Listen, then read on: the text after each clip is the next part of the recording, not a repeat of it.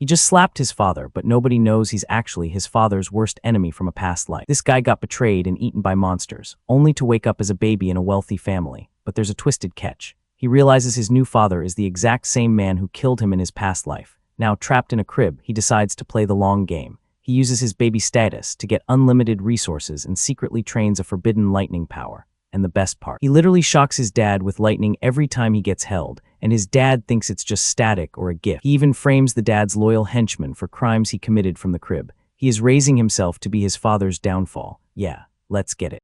It all kicks off in a fancy delivery room where a woman is about to have a kid, just looking at a magazine. But she gets tired of waiting and yells at the nurses to get this baby out right now, still reading her magazine. Suddenly, a baby's cry fills the place and a worker runs to say good job to the grandfather. Then everyone starts saying good job to Mr. Liu, who says thanks for your kindness. He asks a maid where Shikwin is, and she says the young master had some things to do on Earth. The boy's grandpa is super mad his own son is not here, calling him a total deadbeat. Just then, a weird scream comes from inside the delivery room, scaring everyone outside. Worried, Mr. Liu stands up and asks what in the world is happening in there. Meanwhile, in the room, the mother is shocked from the bright light shining right in front of her. Coming into the room, the grandfather and his guys are totally frozen. The light was coming from the newborn, who was covered in yellow lightning and looked like he was loving it. The baby thinks that nobody would have ever thought a regular guy would be reborn into this family, and even wake up a god sense. A system screen pops up telling him that the lightning-type god sense turned on with sea-level power. The grandfather can't believe it because his grandson was just born with a power he himself could never get. Dropping his stick, the grandfather shouts about the amazing god sense his grandson has.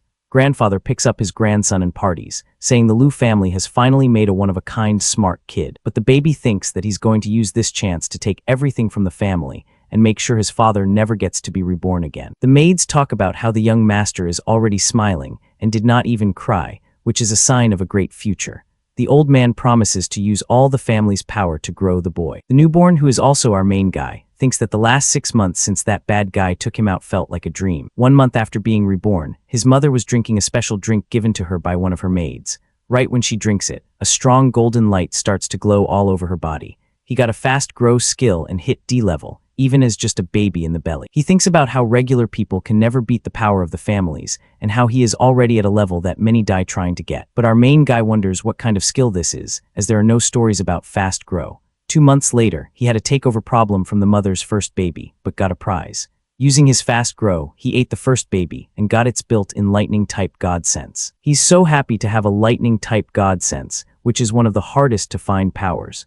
The main guy plans to use the family's best stuff to feed himself and get even stronger. 3 months later, his lightning-type god sense had already hit the middle stage of power. We see high shoes and women's underclothes all over the floor of his mother's bedroom. On the bed, a couple of pairs of feet are all mixed up, getting pretty close. We see the woman with a blonde guy while her son is still in her belly. The boyfriend asks if she isn't scared, and the lady says her marriage is just a business deal. The baby hears the man ask if he is the father while his mother just asks for more. The main guy complains that all this moving is messing up his energy take-in rate, so he lets out a lot of energy at one time, making her complain that it burned her from the inside. At 6 months, his power hits the top of D level, and he gets his mother's body type. A good-looking and calm face is watching. The man looks at the woman's belly and wonders when this kid is going to be born. Inside the belly, the main guy opens his eyes and glares at his father with a look full of hate. In his sight, he shows the man's face and calls him a dirty dog. In a quick memory, we see the young man in his old life being warned about awful monsters. One of his hurt friends tells brother Lao to get out of there as fast as he can. His friend is beat and yells for help while the young man just watches. Sadly, his friend ended up being eaten by a bad-looking monster while the young man watches it all go down. With a bad smile, the traitor tells his guys to feed the beast to make the spirit core. The man smiles in a mean way and laughs as he watches his target about to lose. At that time, the young man sees a giant spike coming his way, ready to hit him. His old friend stabs him with a huge stick, lifting him into the air with no care. The main guy looked at the hole in his chest, shocked by the lie he had just gone through. The bad guy starts laughing like crazy at his enemy's sad time. He laughs at him, saying that's what happens when someone like him thinks he is too strong. As he's thrown away, the young man says he tricked him just to feed the beasts. As he's dying, his only worry is what will happen to his little sister. He remembers when he said bye to one of them, promising he'd be home soon. Soon after, his old self grabs a weapon and gets ready to leave for a job. The door closes, and the 3 little girls are left alone, waiting for their brother to come back. Looking at the moon through the window, the girls wonder when their big brother will come back. Back in the belly, as a baby fills with anger and promises payback on the one who took him from his sisters. With his power, the baby gets ready to punch his father, who is just outside. Then the little guy lands a solid punch right in the traitor's face, catching him totally by surprise. The hit of the punch sends the man flying, and the mother is shocked by the kick she felt. The boy's father falls to the floor in huge pain, not getting what just hit him. The woman complains that the kid is already acting wild before he's even properly born. The grandfather then tells the nurse to check what's going on inside that room. The worker says that the young master's gift is amazing, so his growth is fast. She then says, surprised, that the baby is about to be born and the mother is starting to have the baby. The boy thinks that before being reborn, his limit was the top of D level, and now he's close to breaking through. In huge pain, the mother screams for them to call the best birth team as fast as possible. When he turned 1 month old, the Liu family threw a huge party. A few important families from the south arrive, bringing gifts to party for the newborn. During the party, the grandfather watches a violin show with a maid by his side. At the same time, a 1-month-old main guy is calmly resting in the arms of one of the maids. One of the guests says good job to Master Leo on having a grandson, but the old man seems lost in thought. A guest says good job to the boy's father, while the baby stares at the man who beat him in his old life. He gets super mad seeing the enemy who took him from his sisters and promises payback right then. In his memories, he remembers his little sisters excited about a giant birthday cake. In his old life, he was on the phone with brother Chen, who was complaining about him being late for a job. The young man says sorry, and the traitor thinks that he only hired him because of talk that he needed money. The man tells him to use his head, and the young man says thanks for the work chance. His sisters waited excited to eat the small piece of cake on the table. The older brother says bye to one of them, promising he had a job but would be back soon. Then he grabs his weapon, which was kept in a bag, and gets ready to leave the house. The door closes, and the 3 little girls are left alone, nervously waiting for his return. From the window, the girls watch the moon while waiting for their dear brother to come back. Somewhere else, a man walks up to a glowing door in the middle of a dark forest. Smoking a cigarette is the same one who was saying good job to young Master G at the party. Young Master G, who looks to be the leader of this dangerous job. With his workers by his side, young Master G asks how the job is going. The man tells him they've been inside for a while and the beasts should be well fed by now. Young Master G says old Chen did well, saying he was raised well and is always very good. Then he turns to his woman friend and says they came just for her before leaving. But the woman laughs, saying he's just another lowlife from the G family trying to move up. With that, the group of traitors goes to the portal to leave the empty place. Meanwhile, one of our hero's friends warns him about a strong beast close by. The young master is surprised that someone is still alive, as he needs more food for the medicine. Old Chen says he does not know how that's possible since they were all just D-level fighters. Suddenly, a very loud noise gets everyone's attention, and they all look the same way. The group's leader looks at the mess with a serious look. Soon after, they see that one of the beasts has a new cut on its leg. The monster then glares at our hero, who is standing alone in the middle of that empty place.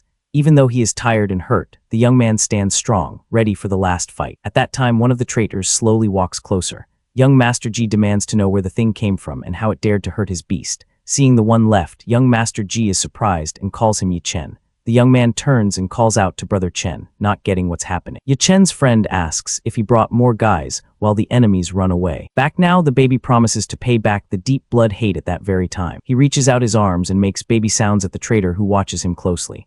The man cannot speak and stammers, trying to get what the baby wants from him. The boy's father says his son wants to be held, and that this is the biggest win of his life. With that, he picks up the baby and says thanks for the prize, while the little one pretends to cry. As soon as the man holds him, the little one starts to let out a yellow energy. Then he uses his lightning-type power to give his enemy a really bad shock. The traitor screams in pain as the electric charge runs through his whole body. From the shock, he ends up dropping the baby, who falls hard onto the big house floor. The women at the party are surprised and look toward the noise. The music players also stop playing, shocked by all the noise. The boy's grandfather watches everything with a serious face. With that, the boy's parents are shocked by what just happened. The little main guy on the floor, the old man, knows he just made a mistake. The baby starts crying loudly to keep up the act and trick everyone. The traitor freaks out at the mess and starts breaking out in a cold sweat.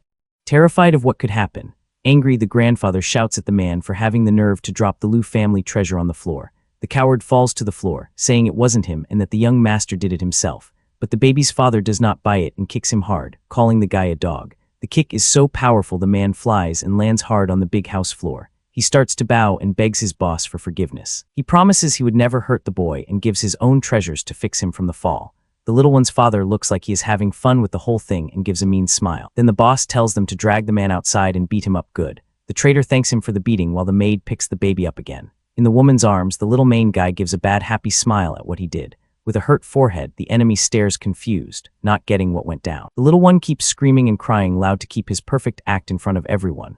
The old traitor is shocked again that he started crying again. The The grandfather tells the maid to take the young master inside and see if he got hurt from the fall. The old man yells at his son, saying that with the family's place, they don't need a useless guy like that. With a mean sound, the head of the family turns and leaves the party mad about the whole mess. The boy's father is raging from the old man's words and squeezes the glass in his hand very hard. He breaks the glass cup with his hands. The host turns and gives a strong kick right to the traitor's face. Right after, he kicks him again and tells them to drag him outside and feed him to the house dogs. The guards grab him as he begs for help, but no one cares about his pain. The host tells the guests to keep the party going, and the baby thinks about how to take in more power. The doctor checked the little one and says he has an amazing body and is totally fine. The grandfather laughs and is happy that his grandson took no damage and is in great shape. But the most important thing for the boy now is to find his 3 sisters he left behind. He needs to grow up fast enough to move and get that woman's special power. The baby starts crying for milk and the doctor. With that, the old man orders them to call his son's wife to feed him and take more spirit medicine. The boy's mother complains that she just fed him and is already totally tired. The family head says she must work hard for the future of the clan and for the good of her son. The woman takes off her coat and gets ready to feed the baby again, even though she does not want to. The little one opens his mouth and starts crying as he waits to be fed by his mother. She starts to feed him and complains that the little troublemaker is sucking way too hard. Seeing that his son's wife is getting weak, the grandfather orders them to bring her the special soup. Soon after, we see the baby taking a bath with his mother in a hot spring. The woman complains that he's been sucking for a long time and asks if she owes him something from a life before. 3 months later, the baby is already crawling around the house and his power has hit sea level. In his old life, it took him a whole year to move up from basic D level to middle level. Back then, he did many dangerous jobs in portals and got hurt a lot of times. He moved from basic C level to middle level in just 3 months by drinking milk. During a family meal, the little main guy crawls toward the main table. Mad, the grandfather complains that some fool wasn't watching the young master and let him run around. The maid says sorry, saying the boy crawls so fast she can't catch him. The baby's father jokes that his son must want milk again, and the mother looks tired out. She complains that the boy has been on her chest for 3 months and that she needs a rest. But the little one thinks he can't waste time and needs to keep getting stronger and stronger. To everyone's shock, the baby stands up on his own for the first time. The grandfather and the butler are totally shocked to see the crazy sight before them. The boy starts walking toward his mother, who watches him surprised. The little one jumps on her and the mother screams for him to let her eat a meal in peace. The maid is amazed and points out that the young master is standing and walking around the room by himself. The butler says the boy has a godlike body and his growth is amazing. The grandfather is happy to see his grandson can already stand and watches him with pride. Then he says that by family rules, it's time to pick a personal maid for the boy. In a dark place, the old man asks about the results and a guard says only 2 are left. In his mother's arms, the main guy is taken to a made-up fighting area for the test. He watches everything closely when he suddenly knows one of the girls and is shocked. In a cell, a little girl with white hair is in a defense pose and looks scared. On the other side, a blonde girl runs forward, yelling to attack and beat her enemy in the arena. Shocked, the baby wonders what she's doing there and his body starts to glow strong. Then he uses his lightning-type power to shock one of the fighting girls. With the power of the shock, the blonde girl flies and lands hard on the ground, knocked out cold. The white-haired girl takes the chance to jump on the bread. Without thinking, the girl grabs the bread and starts eating it like she's starving in the middle of the cell. Mother's hair is all standing up. The main guy panics, hoping no one saw anything weird. The grandfather laughs and says his grandson has a much bigger fight spirit than his own father. The boy thinks that being a kid is good because adults always make reasons for him. The old man decides the little girl will be the maid and orders her to be cleaned and taught properly. The little one keeps eating wildly, not caring about anything else around her. The baby in the bed looks very happy and calls to his new maid with a smile on his face. Meanwhile, the butler explains that she is a death servant and must protect the young master. The little white-haired girl just nods her head, taking her new life. He also says she must follow the master and train in fighting while he sleeps.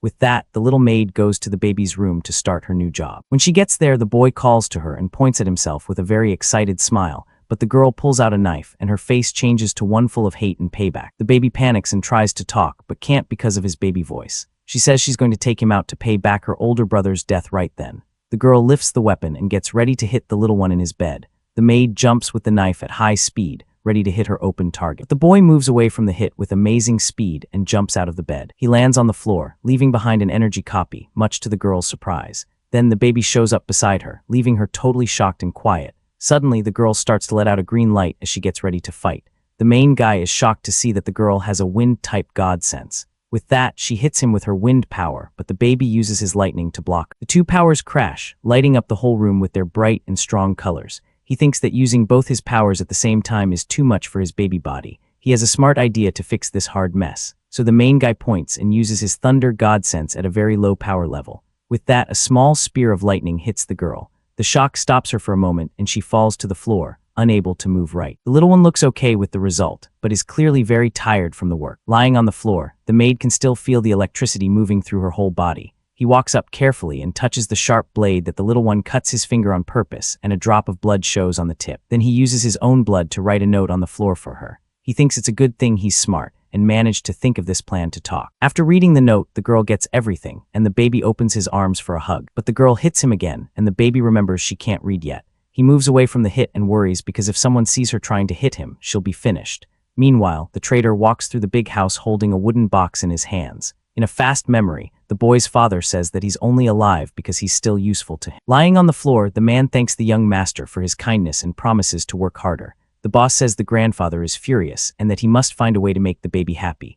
The man thinks that he sold all he had to buy a rare thing at an auction. Suddenly, he hears the little master's voice and wonders what's happening in the room. With that, he opens the door and goes in the room, calling for the heir of the Liu family. When he enters, he sees the scene of the two of them running after each other around the room. Seeing a chance, the baby glares at the man with a dark look and a plan in mind. The trader is totally confused, not getting anything that's happening. Then the boy grabs the maid's hand and turns the knife. He uses his lightning power to give the white-haired girl a little shock on her forehead. She falls to the floor and the baby catches the knife in the air, finishing his perfect plan. Without stopping, the baby stabs himself in the shoulder and the knife gets covered in blood.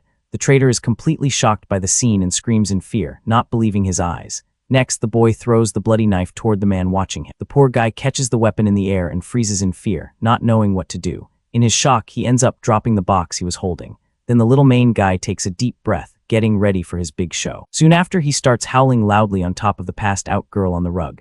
The man holds the bloody knife, totally lost about the whole thing. At the sound, the grandfather and the others come running to see what happened. The old man and his son stare at the scene with serious faces. The little one keeps crying and leans on the maid to make it look like he saved her. Furious, the grandfather points at the traitor and says he tried to hit his grandson. The man throws the knife on the floor and tries to defend himself, saying he wasn't the one to blame. But the father doesn't believe him and punches him for having the nerve to hurt his son. Scared, he explains that the girl hit the baby and he saved himself. The baby keeps up his crying act while the traitor screams in fear with a bloody nose.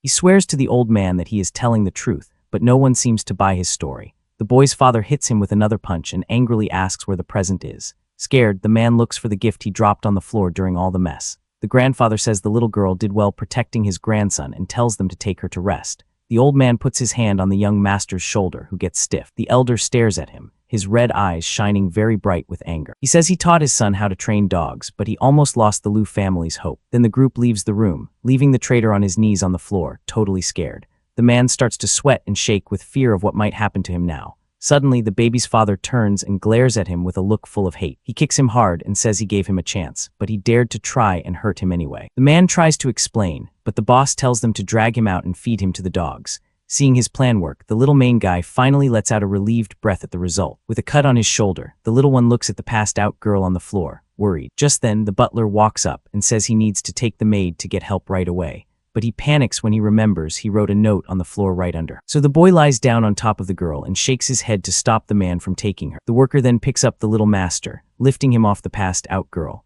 With that, the butler puts him back in the bed while the boy looks very upset. Seeing that the man is about to pick up the maid, he wonders if he should knock him out with an electric shock. Suddenly, an idea hits him and he looks toward the maid with a new plan in mind. The worker picks up the little girl, and a puddle of blood is left on the bedroom floor. The main guy is shocked to see that the maid is also really hurt. Seeing the blood mark on the girl's clothes, the butler is also very surprised. The little one is confused by the mess and does not get how she could have gotten hurt. Then he takes her outside and orders the young master's room to be cleaned up. Alone in the bed, the boy breathes a sigh of relief, but wonders what is going on, but he puts it aside as he has more important things to do right then. He jumps out of the bed, ready for his next plan. In a message room, a special oil is being made for his mother. The woman then gets a relaxing back rub from one of the house workers. The boy's mother looks very calm, enjoying her rare moment of quiet. But the piece ends when the little one calls for milk, suddenly surprising her. He crawls over to her, and the woman complains that he's here again with his big hunger. The boy starts to feed, and the mother complains, asking how long he's going to keep sucking, but he needs to speed up his growth so he can talk and explain everything to his maid. A week later, time is just flying by in the fancy Liu family big house. And just like that, our main character now looks like a 3-year-old and has finally learned how to talk. The little white-haired maid girl is still giving him some serious bad looks. She's still sure he's the one to blame for everything that happened with her older brother. So the kid turns to Yi and just says he is her brother. The girl is totally shocked. She just freezes up and her eyes turn a deep red. Then, he asks her if the cake her brother bought for her was any good. That question sends her back in her mind, and she starts getting super emotional. In her memories, she remembers her brother calling her and her other sisters to come eat some cake. The three little girls get crazy happy seeing a birthday cake right in front of them. She remembers her big brother cutting a piece of cake for his little sisters. The girl remembers him on the phone getting orders to join his team for a job. One of the sisters tries to grab a piece, but another one stops her, telling her to wait for their brother. After that, the three little ones are at the window watching the moon and waiting for him to come back. In that moment, the face of his old self shows up reflected in the full moon like a memory. In the moon's reflection, his old face mixes with his current baby face. He looks at the little girl with a soft smile, his eyes filling up with tears. Seeing it's him, she can't hold it in anymore and just starts crying. She falls to the floor and starts crying her eyes out, just howling. He covers her mouth and tells her to be quiet so no one finds out their secret. With his tiny hand, he tries to quiet the girl's sobs so they don't get caught. Right after, she throws her arms around him, hugging him as hard as she can, feeling a mix of relief and happiness. Still crying, the little girl asks if the one in front of her is really her dear brother. But the hug is so tight that he complains he can't breathe in his little kid body. She lets him go and our guy is a little dizzy, trying to get his breath back. Once he is okay, he gets serious and looks at his sister, needing answers. She watches him closely, tears still running down her face. So he grabs her and asks how she ended up here and where their other sisters are. With so many questions, the girl gets overwhelmed and asks her brother to slow down. Finally, the two of them calm down and get ready to talk about everything that's happened. The girl starts to explain that on that day, he left for a job and just never came back. In a fast memory, the three hungry sisters are waiting, staring at the cake he bought. One of the girls wondered why their brother was taking so long to get back. The youngest one even asks if he left them since he'd never been gone for so long. So Yi decided to go look for him and found out about him being gone at the job headquarters. There she saw another hunter's wife yelling at the traitor about her husband being missing. The guy, having no patience, called her crazy and pushed her away hard. Another hunter shows up and says the man went into the portal with young Master Leu and the others. In that moment, the little maid girl understood that this man was behind everything. The traitor just watches with a bothered look on his face, casually smoking his cigarette. He lets out his firepower, getting ready to hit the man who accused him. A fireball flies toward the man who's just frozen in fear by the attack. He takes a direct hit and his body is completely covered by the strong flames. The man falls to the ground, beat, while the others just watch the scene doing nothing. He warns them that spreading talk about the young master is a dumb move since the job was high risk. Our guy says the traitor got what he deserved for lying to them and then asks about the other girls. Hearing the question about the others, the little one's face changes and she looks really worried. She starts crying all over again, leaving her brother totally confused. Shocked by his sister's sudden reaction, he worriedly asks what happened to them. Through her tears, the girl explains she just wanted to get payback for her brother. But then a whole wave of demons just showed up out of nowhere. Flashback to portal tearing open, and everyone is just running for their lives as the attack begins. The memory of that demon wave has her totally scared. She runs through the wrecked streets screaming the names of her other two sisters. Meanwhile, a couple of hunters walk by casually saying that, yeah, this monster wave was a pretty bad one. She's left standing all alone, just watching as the city burns, completely destroyed. With tears running down her face, she runs without direction through all the mess and ruin. The poor girl continues her search alone, walking through the broken pieces of the city, hurt by the attack. With her hands all cut up, she falls to the ground, screaming her sisters' names in total sadness. That's when she remembers her brother and just breaks down, crying and wondering where he could be. Back in the present, our main guy comforts his sister, telling her not to cry because they've been given another chance. His eyes flash red as he promises that some guy named Chen is going to be the very first to pay for this. In some dark and wet prison, we cut to a hallway that's just covered in stains. The traitor is locked up, screaming that he's innocent and was just there to give a gift. Next thing you know, he is thrown against the cell bars, a look of pure fear on his face. Because surprise, a demon shows up right behind the scared prisoner. The traitor falls to his knees, begging for his life as the creature gets closer, its tongue hanging out. All we hear is a scared scream, and suddenly the prison hallway has a few more red stains. The traitor out of the way, our main guy says it's time to turn the whole Liu family upside down. Tears still in her eyes, his sister agrees, promising she'll do whatever he says. That's when she remembers she has a very important job to take care of with the main guy. So she just lifts him into the air, saying it's bath time, but he yells, saying that he's her brother. But the girl explains that now she's his personal helper and this is her daily job. And just like that, she starts carrying him off to the bathroom all while he's screaming that he absolutely does not want a bath. Cut to the bathroom where our main guy is now sitting in a wash bowl as she gets everything ready for his bath. She walks up to him and says it's time to get his clothes off, but our main guy says he can do it himself. But she's not listening, and with a smile, she just pulls his clothes right off. She looks down and says how cute his little thing is. The main guy is totally embarrassed, basically dying on the inside from the awkwardness of it all. Super embarrassed, he yells at her not to look, reminding her yet again that this is so not okay. She then says that since she's bigger now, it's her turn to give him a bath. Shocked, the main guy asks what in the world she's doing as she starts taking off her own clothes. The boy covers his eyes, completely embarrassed by what she is doing. Then she gets into the tub wrapped in a towel, leaving the boy totally surprised. While she's washing him, she talks about how much people are hurting out there while the rich just waste everything. Our main guy gets angry and says that fairness is something you have to take with your own hands. With that, his face gets a look of strong will to change their world. A moment later, the girl offers to scrub him better, sending him into a full panic. They start fighting because he says no, but she says she was told to do it. After the bath, the boy is on the floor while his sister puts his clothes away. He thinks how embarrassing it is to be the older brother but get treated like a baby. The girl asks what's wrong, but he just turns his face away, not answering. She gets sad and complains he's never been this cold to her before. To stop more talk, he gets up, says he's not upset anymore, and that he has a big question. The girl smiles sweetly and tells him to ask anything. So he asks if she has woken up wind element powers. His sister says yes. Our main guy is shocked because the earliest known case of someone waking powers was at age 12. He wonders how she did it being so young with no training. She just shakes her head and says she does not know how it happened either. She explains that a screen just showed up showing her numbers and telling her to wake her power. Our main guy is completely surprised to hear the word screen from her. Right then, he remembers his own system, the one that shows his thunder power. He looks at his screen and wonders if her message box is the same thing. Then he asks himself how his sister also got a screen and woke powers so young. She sees he is not paying attention and asks if something is wrong, but he just says it is nothing. He tells her that now that she has woken her power, she needs to train hard to get strong. With a serious face, the little girl says she's going to train super hard from now on. He pats her head and says that out of all the sisters, she was always the most grown-up one. Suddenly, they both hear a knock at their bedroom door. A maid says dinner is ready and that the master told their mother to make milk for him. She gives a full baby bottle to the main guy's sister, who just stares at it, surprised. She takes the bottle and our main guy walks over to her with a new plan in his mind. He says they need to use everything the Lu family has to get stronger and fast. The girl asks how they can do that since she is already training as hard as she can to level up. With a sneaky smile, he tells her to open her mouth and find the secret to power. Even though she is a little unsure, the girl opens her mouth, curious what her brother is doing. He then puts the bottle in her mouth and tells her to drink and see what happens. Doing what he says, she starts drinking the milk while our main guy watches her closely. All at once, a purple light starts spinning around her and she is shocked by the feeling. Confused, she asks her brother why so much power is flowing into her body so easily. The main guy explains that their mother's special body turns crystals into something like pure energy. He says it is a thing that even top teams would have trouble getting on jobs. But their mom can make this stuff nonstop, making her an endless source of power. His sister is shocked, saying this is something never heard of at the school. The main guy thinks the rich families are hiding secrets and making normal people fight their wars for them. With a hard look, he says they have to find every one of these hidden secrets. His sister then offers him the bottle, telling him to drink some too so he can get stronger, but he says no, telling her to finish it all and hit her power limit first.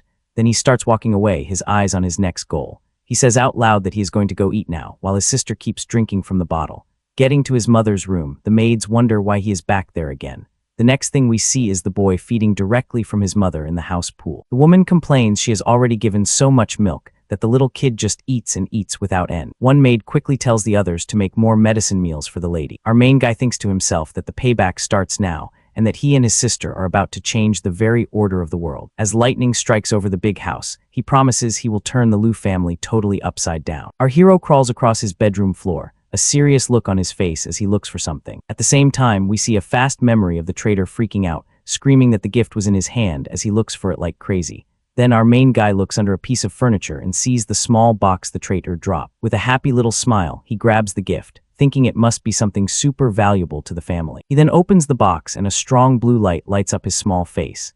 Inside, he finds a big blue crystal and wonders if it is a magic beast crystal. A system screen pops up right away, telling him it is a rare thunder element skill crystal. The main guy is confused as he did not know skills could be taken in instead of trained. The system says that after hunting special beasts, there is a chance to get these rare things. Our little guy is surprised something like this exists, but gets suspicious, asking how the voice knows his thoughts. At that moment, he is totally shocked, a look of pure fear on his face as he understands what happened. The voice says it is in his mind and he laughs, saying he knows all about these ideas from stories. He remembers in his old life, he was a student who loved games and web stories that had system. In those tales, the main characters get prizes and turn things around, getting payback on their enemies.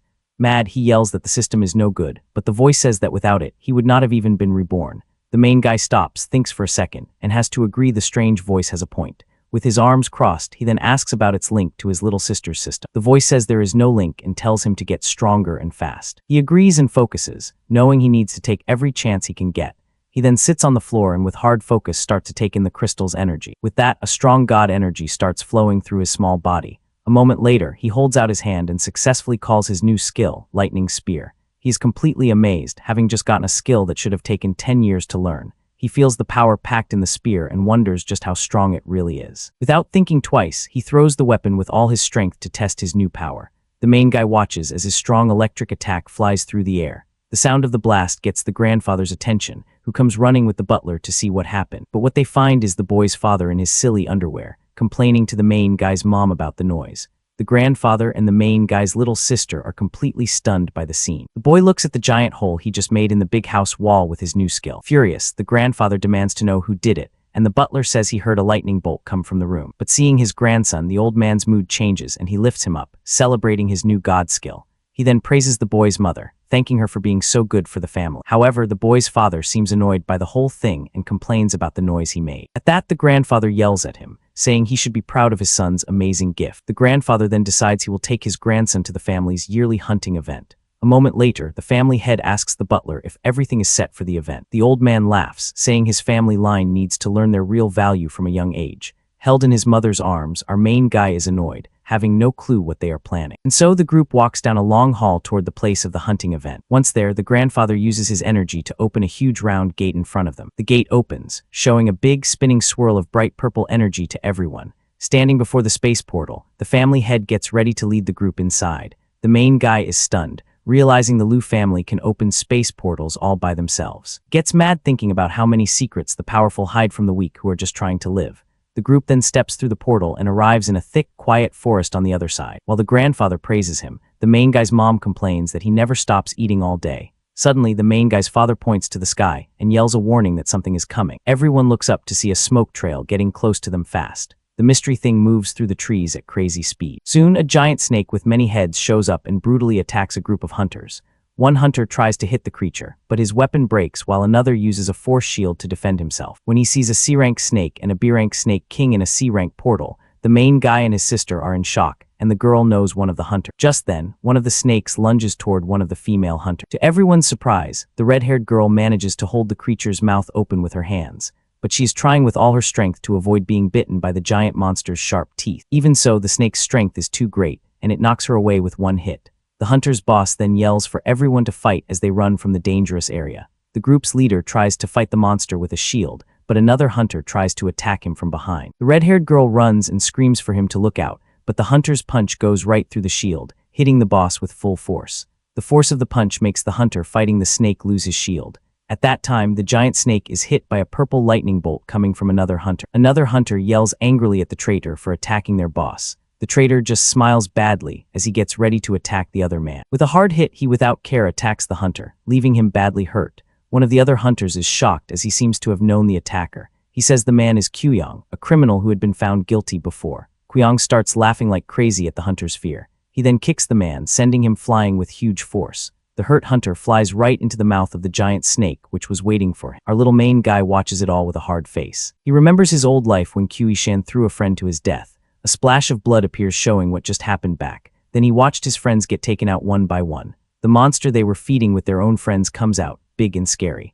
With a mean smile, the main guy's father tells them to feed the creature to make a treasure. He then tells Kyuyong to attack our hero's old self without a second thought. The bad guy runs toward the young man, ready to hit him, but the guy turns on his power and gets ready to crash into his enemy. A fist glows with strong energy as he gets close. Their two fists smash together in a hard, power-filled crash. He tells us that Kyuyong is like a monster who loves to break people. It is shown he was kept safe by the Liu family and is now one of their men. Back now, his sister wonders how they can possibly save the red-haired girl. But our main guy seems to have a thought and his eyes shine, a plan already forming in his mind. So he turns around and starts feeding again, which really makes his mom mad. She asks what in the world he is doing as our main guy fills his mouth with milk, making a strange face. He spits everything out, leaving her totally shocked. Disgusted, she screams at our hero for getting her all dirty and just throws him into the air. Seeing the mess, the boy's grandpa gets this angry look on his face because of the whole thing. Right after the main guy's little sister jumps into action. Just like that, she catches our hero in the air, saving him from the fall. The girl lands safely on the ground, holding her little brother carefully in her arms. She asks if her brother is okay, and he explains his big plan: make a big mess to save the hunter. Suddenly, our young man's father hits his wife hard across the face, leaving her completely surprised. He then grabs her tight and yells at her for being so careless with their son. Furious, the woman says that not even her own parents ever dared to touch her, and she gets super angry. With that, she calls an ice weapon and goes right after her husband, looking for payback. The man defends himself with his powers, saying she needs to be taught a lesson for her nerve. The kids watch closely as the fight happens right in front of them. The mother and father crash with their abilities, but a burst of energy suddenly shows up between them. The boy's grandfather shows up and the main guy's parents just stare at him. The grandfather says that as a mother, she must put her son first and not be so wild. With an angry glare, he tells them they both carry the duty for both of their families. At that, the couple calms down and puts away their weapons while the children watch from far away. The main guy's sister asks what they will do now, but he tells her not to worry because they are coming. Suddenly, the young maid hears a strange noise. The butler tells the grandfather that he felt movement coming from the nearby woods. The family also notices something coming and gets ready for a fight. Just then, 3 goblins come out of the forest with some really weird looks on their faces. From a higher spot, we see the goblins starting to get close to the main guy's family. The creatures start screaming like crazy, as if they are getting ready for a fight. Next thing you know, the 3 monsters are stabbed by wooden sticks that go right through them without care. The main guy's father wonders how this is possible since the area was supposed to have been cleaned before. The grandfather complains. This is what happens when all you know is how to cause trouble in bars instead of reading books. Just then, the boy's mother starts to glow with a purple energy. The little sister explains that their mother's special stuff pulls demon beasts, especially high-level ones. With that, the sounds of many goblin feet start getting closer, making the group nervous. Then a big group of top goblins shows up before them, led by a B rank. One of the monsters jumps toward the family, its axe ready to hit without mercy. Not bothered, the grandfather tells his men to handle the mess right away. And just like that, the family starts fighting the monsters using their strong element powers. Using all the mess, our main guy tells his sister it is time for them to get out of there. So the girl runs toward a cliff with her little brother in her arms. Without thinking twice, the main guy's sister jumps off the cliff, falling at high speed with our young hero. At that moment, the girl's eyes glow strong as she turns on her special ability. Using her wind power, she starts to fly through the sky, carrying her brother to safety. Our main guy asks when she learned to fly, and she says it was a prize from the system. Surprised by this news, our main guy gets flustered and asks what kind of job it was. The girl shows with a smile that the system's job was just to give her brother a bath. In a fast memory, we see that after finishing the job, she got the rare flight skill as a prize. Our main guy gets annoyed, wondering how a system could give such a great prize for such a silly job. The main guy's little redhead sister is fighting bravely against a snake, hitting it with her sharp sword. But then another huge snake shows up and attacks the other hunters, breaking their shields easily.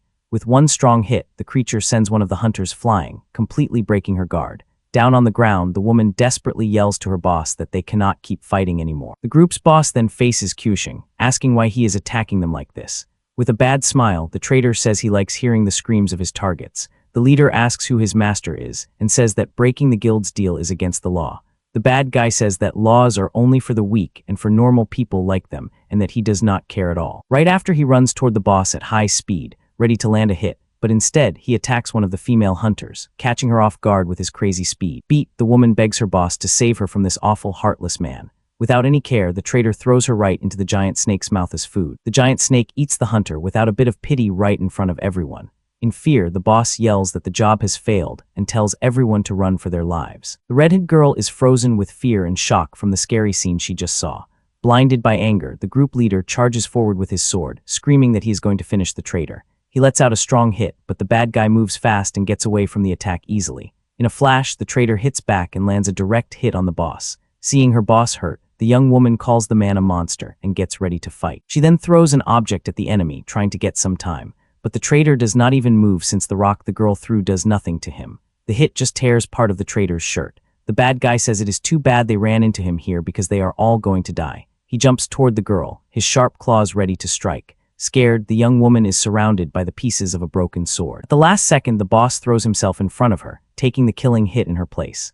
The leader falls dead to the ground as the traitor just ignores him and moves on. The traitor throws the boss's body, which is then eaten by the giant snake. Scared, the girl screams in fear at the scary scene she just saw. We see the giant snake eating the boss as purple lightning jumps from its body. The bad guy looks at the girl and says it is too bad because he wanted to add her to his group. He wanted to turn her into one of his things to show her off like a trophy. With his bloody hand, he gets ready to attack the girl. The bad guy then puts his hand on her face as she cries, completely lost. In her last moments, the girl cries out for her brother and sister, wondering where they are. Suddenly, a giant lightning sword appears, and a voice says they have come to save her. The traitor turns and manages to block the strong attack with his arm. The hit causes a burst of yellow energy, but the bad guy just hits it away. The young woman looks up in surprise and calls out her sister's name. Just then our main guy and his sister land on the ground, ready for battle. The girl knows the main guy's old look and calls him brother. Our main guy tells his sister he will explain everything later, but right now, they have bigger things to deal with. Meanwhile, the red-haired girl is just watching him with this what in the world is happening look on her face. Facing the snake, our hero knows the beast has grown by eating people who woke powers, something that has never been written down before. At the same time, the bad guy looks like he's breaking free from something as this strong yellow energy spins around him. With a last push, he lets out all his power at once, breaking whatever was holding him back in a flash. Bad guy then glares at them and laughs, asking if it is not the young master and his little maid girl. And just like that, the three siblings face their enemy, ready for the fight that is about to happen. The redhead asks, totally confused, how they knew about her and why they had the other little girl with them. But the bad guy just ignores her question and starts planning how he is going to handle this new mess. The main guy then knows his enemy is not some dumb follower, but actually a pretty smart guy. The man shows his master plan, turn the maid girl into a mindless doll, and bring the main guy to his boss. We then see the result of the bad guy's power, having taken down several hunters without care. Many weapons made of red energy show up floating over the beat hunters, shown that the enemy has a metal-type power, letting him join weapons with his own body. Our main guy then looks at their power levels and knows the space between them is just huge. But then a thought sparks in our main guy's mind, and his eyes light up. He turns to his sisters and tells them to listen close and follow his lead. On the other side, the enemy gets ready to fight as a strange energy comes from him. The bad guy starts a lightning-fast attack with his claws, aimed straight at our main guy. Seeing the danger, his sisters jump back and he gets ready to hit back. He then turns on his god lightning-type waking, letting out a huge yellow energy. Our main guy uses his power to dodge the bad guy's attacks at super speed. The bad guy is shocked when he sees the kids move, knowing it as a forbidden skill. He then remembers that a while back he beat someone who used that exact same move. In his memories, he remembers the fight against our main guy's old life. Putting it together, he knows who the kid is and starts laughing at the crazy chance. However, the main guy's child-sized body cannot take that much power and starts to fail. Knowing he only has one try, he yells his sisters' names to start the real plan. The bad guy hears a noise and turns his head toward the sound. At that moment, the red-haired sister shows up, holding a giant rock, ready to crush the enemy. Without a second thought, the girl throws the huge rock right at the bad guy. But the enemy gets away from the attack easily, and the rock breaks on the ground from the hit. He then notices a weird sound and a line of green energy moving fast across the ground. The man immediately gets ready for a fight, seeing the energy coming his way, ready for anything. Suddenly, a huge storm of wind and dust forms right in front of him. The one behind this attack is the other sister using her wind power. Even inside the tornado, the enemy is completely not bothered, saying these are just cheap tricks. Using the mess as cover, our main guy focuses his power and makes a full-power lightning spear. Using a god fighting skill, he throws the weapon with every bit of strength his body has left. The bad guy spins around surprised and curses our main guy for being so sneaky as he gets ready for the hit. The lightning spear hits the bad guy right in the head, hurting him bad on impact. The attack is so strong it goes straight through the enemy and keeps going up into the sky. The spear's energy causes a huge blast, leaving a line of ruin in the forest. Tired out, the main guy falls down, and his sister immediately starts yelling at him for using such a risky move. With that, both girls watch over him, super worried about his state after he pushed himself so hard. Even though he is hurt, the bad guy just smiles and says it does not matter because he is going to protect the young master from the two little girls. With a creepy smile, he shows a sharp blade, ready to go all out again. Wasting no time, he runs toward the two girls at high speed to finish them off. The maid girl yells a warning and jumps in front of the redhead to block her from the enemy's coming attack. With a mean hit, he lands a direct hit on the white-haired girl with huge force. The hit sends her flying, and she ends up hitting hard against a tree. The bad guy then stares down the other young woman and tells her not to worry. Her turn is coming right up. He changes his hands into sharp blades and gets ready for his next heartless attack. With his blades, he pins the young woman down and tells her to be good food for his plans. But a yellow bolt of lightning zaps in and knocks the attack away, saving the girl at the very last second. The enemy then takes aim at the main guy, ready to run him through with his small knife. He holds the weapon tight and brings it down, fully meaning to end the boy right there. Blade then cuts into our main guy's back, hurting him badly. The bad guy sends him flying while the red-haired sister watches in complete fear. The girl then manages to get free, grabs her hurt brother and makes a run for it. The bad guy clenches his fist, asking why our main guy is in such a rush to meet his end. But our main guy, held in his sister's arms, says that actually the enemy is the one about to be beat. With his eye bleeding, the bad guy is furious at the little kid's nerve. Suddenly a person shows up in the sky, yelling and calling him a bad dog for having the nerve to attack his master. This is our main guy's grandfather, who is glaring at him with eyes of pure anger. The bad guy then understands that the earlier flashy attack was actually assigned to get the family's attention. Just smiles, confirming the smart plan he made. Flashing back a bit, the family gets to the fight spot, and the butler says the young master is gone. Father complains that the kid can already walk, and the butler tells him that the maid girl has also disappeared. Furious, the head of the family yells at his men to hurry up and find the two of them. Just then, they see the trail of light from our main guy's attack and know exactly where to go. The grandfather then uses his lightning power and flies at top speed toward the sign. Getting to the scene, the grandfather immediately looks at the mess, and the bad guy starts to panic. He then thinks his only chance is to grab the main guy to use as a shield. He runs full speed at the siblings to try and take them, but the red-haired sister pulls out a staff and gets ready to hit back to protect her brother. She lets out a strong hit on the enemy, who totally was not ready for that. The man is stunned by the girl's attack and glares at her with pure rage. All of a sudden, the main guy's father shows up angry and calls the bad guy useless for his fails. He then attacks the bad guy, who tries to run, saying none of it was his fault. However, the man ends up trapped by one of the area's giant beasts with nowhere left to run. Without care, the creature attacks him all at once, giving him zero chance to get away. After that, the snake starts to change, turning into a strong golden creature. The butler runs over to the children and says that our main guy is okay, even with the cut he took. The grandfather praises the girls and says the snake is now ready for them to take its rare treasure, and that is when it hits him. The rich families are using normal people to feed and grow these beasts. With that, the grandfather and his son get ready to face the powerful golden creature that has come out. The crash between them then makes a huge blast of red energy all through the forest. Out of the smoke, two people come out as the kids watch everything happen from a safe spot. Our hero then puts two and two together. The rich families are using normal people to feed and level up these beasts. Right after, Grandpa and Dad get ready to fight the powerful golden creature that just showed up. He then says this take was way better than what he was hoping to get that day. Grandpa orders the butler to take the two girls to collect the left stuff for the storage room. In his head, the old man is already planning to mix the bad items with junk to sell off to the average hunter. And for the top quality items, he wants to raise the prices and make the frontline teams pay a lot. He then hands over the poison bag for his son to use and make some important new friends. All the while, our guy's dad just watches with a sly smile on his face. Grandpa hands over the silver snake's horn to be taken to the sale house. As for the scales, he says he's going to turn them into safe treasures for his precious grandson. Hearing all this, our main guy is left with a confused look on his face, totally mixed up by their action. With that, the butler bows before his master and agrees to follow all of his orders. However, the kid's dad steps in and asks his father to hand over the Snake King's essence. Grandpa complains, saying he has a great wife and that it would be better for her son to share with him. Just then, the main guy's mother walks up while his sisters watch from the back. Our hero's dad is shocked by her being there and just stares, unable to react. His face then changes to anger and he grinds his teeth hard. In his sister's arms, the main guy looks back and stares at the man with a very serious face. Grandpa then throws the snake essence to the butler, who catches it out of the air easily. Holding the energy ball, the butler is amazed by the power it is putting out right now. The head of the family says his oldest son is changing and that this will be useful.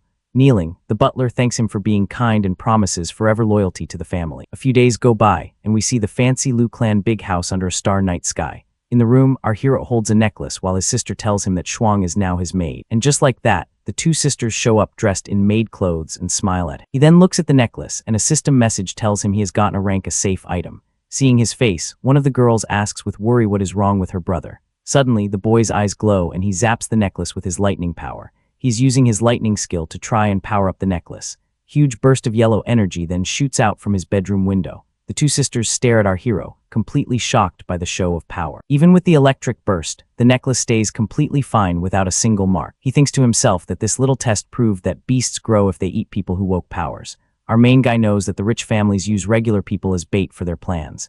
This way, they get their hands on strong resources and gear that the weak would never have access to. But what they teach at the school is that the rich risk their lives to protect the powerless. Remembering all this lying, our main guy gets furious and clenches his fists. The sisters then ask if info is really that powerful. He turns and explains that he is only now starting to get how dangerous not having info is. He then says that from now on, they must use the Lu family to gather more news. With a set look, the two girls agree to follow their younger brother's plan. A moment, Hero asks Shuang why she was with that god team. She holds back from answering, and the other sister says that she wants to know why her own power is so strong. The red-headed sister is left quiet, and the other just stares at her hard. Then the main guy asks about the other sister named Sanson, and the young woman gets tight. Upon hearing the other girl's name, the young woman is totally in shock. With tears in her eyes, she tries to explain what happened to Sanson. She then falls to the floor and starts to cry her eyes out, unable to stop. At that, the main guy covers her mouth and warns her that you cannot cry loudly there.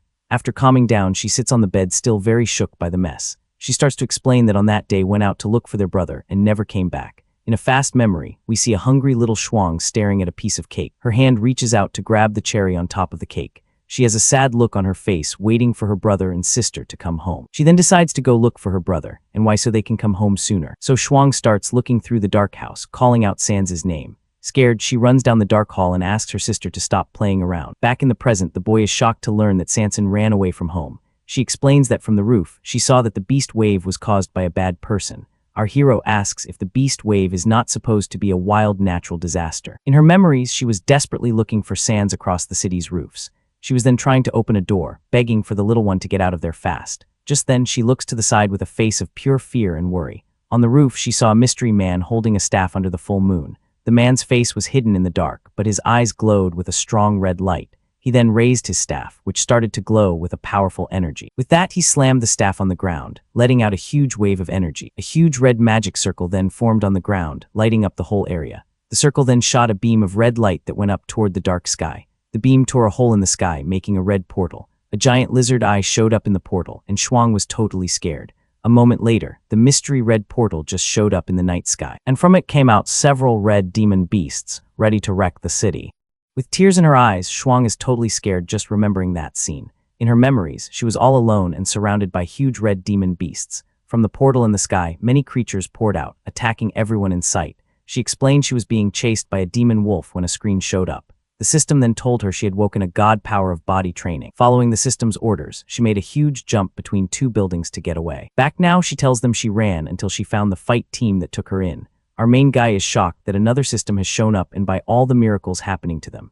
He says that if they all have systems, Sanson might have one too and could still be alive. Our hero agrees and says they will use the Liu family's connections to find clues about her. Suddenly, Shuang says she got a job from the system with a prize. Without any warning, she scoops her brother up in her arms, leaving him completely surprised. He is scared and wonders if that is going to happen to him again. The two sisters run off excited because the system's job is to give their brother a bath once more. The two sisters are excitedly running through the big house with our main guy, who is yelling his head off about their crazy system. And just like that, they get to a huge, fancy bathroom to start the job they were given. The redhead then lifts our little guy into the air, saying how cute he is, while the other one totally agrees. His sister keeps up the teasing, seeming to find the whole thing pretty funny. This leaves our boy totally embarrassed, and he starts screaming his lungs out from pure awkwardness. Now in the tub, one of the sisters washes his hair while the other watches him with a smile. The two of them seem to be having fun, splashing water everywhere during the young master's bath time. After the bath, they hold him and say what a good little boy he was, but he complains that they have changed. Suddenly, the red-haired sister stops dead in her tracks, a very nervous look washing over her face. Seeing her reaction, our main guy worriedly asks what happened to make her look like that. She then points with a scared look on her face, showing that the beast wave was caused by that person. The main guy and his other sister are totally shocked by the news they just heard. Somewhere else, we see the butler walking next to a man with a cut on his face. Zooming in, we get a better look at the man's face, which has a very serious and scary look. In a fast memory, the girl sees the same man on a roof using a staff to make the beast wave. In her memory, the man makes a huge red magic circle that tears open the sky. From this portal, a giant lizard eye shows up, leaving the girl totally scared. So our main guy says he is the son of the future family head and tells them not to freak out. With that, the three of them keep going down the hall. While the two men walk further ahead, our main guy glares at them with a serious and suspicious look as they pass by. As they walk past him, the red-haired sister gets very nervous and cannot hide her fear. The man with the cut sees the girl's reaction, but does not say a single word. Getting closer, the two sisters greet the butler with forced smiles on their faces. The butler then bows to our main guy, calling him respectfully as young master. The main guy watches the two of them walk away down the hall with a very stern look. They get to a door, and the butler says that Joe King has returned to see the master of the house. The main guy knows it is the meeting room and decides to listen in on their talk. His sister gets worried and asks if they will not be found there, but he tells her not to worry, seeming to have a plan in mind for this.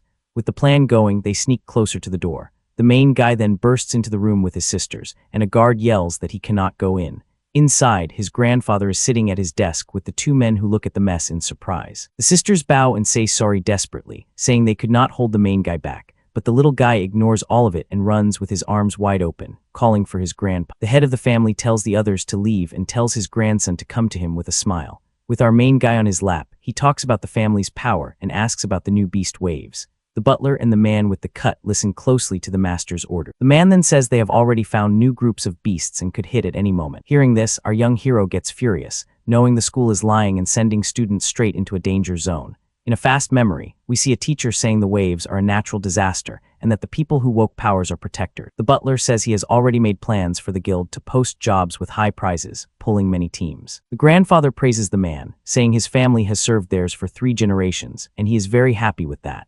The butler then makes a sign to the man with the cut, who seems to get the message right away. Without a second thought, the man kneels on the floor and says, "It is an honor to work for the Liu family." The butler thanks him for the gift that helped his son reach the top of B rank and says his thanks for the master's kindness. The family head smiles and orders them to go ahead with the beast wave plan as they had set up. The man stays kneeling and takes his master's order without question. The grandfather also orders them to get ready expensive gear and fun services for the ones left alive. See a fast memory of a guy who looks like a younger version of our main guy's grandpa relaxing in a hot tub with several girls, while a maid watches from far away. Butler bows before his master and takes all the given orders without holding back. Night falls and we see the huge and fancy Liu family big house under the moonlight. Back in the room, our main guy explains the family's plan to his sisters to open portals and use people as food.